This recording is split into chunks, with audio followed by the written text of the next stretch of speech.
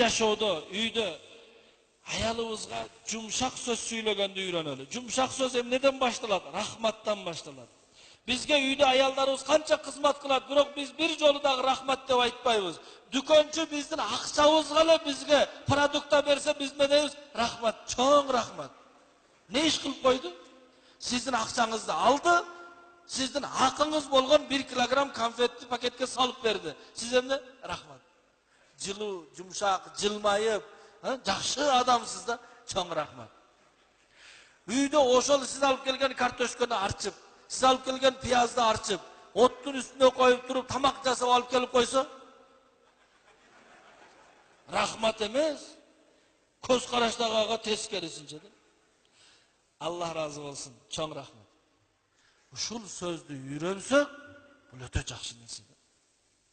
Кайсыл күйөө аялына айтса, Аллах сенден разы болсун десе, ошол аялга 60 жылдык ибадаты соо жазылат. Эмеспи? 10 жол айтыңыз күндө, 20 жол айтыңыз күндө. Кийимиңизди, мына кийимиңизди жууп бүтүктөп койдум эле. Аллах разы болсун. Жазак. Рахмат деген сөздү. Тамак жасап койду, Аллах разы болсун, рахмат. Ушул сөздү үйрөнүш керек. Рахмат айтууду үйрөнүш керек. Экинчиси, макташты үйрөнүш керек. Мактоо. Тамакты жедиңизби? Охо.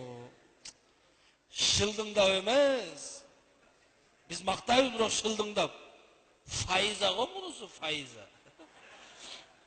Же дагы бир сиздерде кандайдыр бир ашкана атактуу болсо, бул паланча ашкана го бул. Ал шылдыңдаганга кирет. Жок, олуттуу болуп алып туруп, олуттуу сүйлөп, мен өзү көп жерлерде тамак жейм. Туура.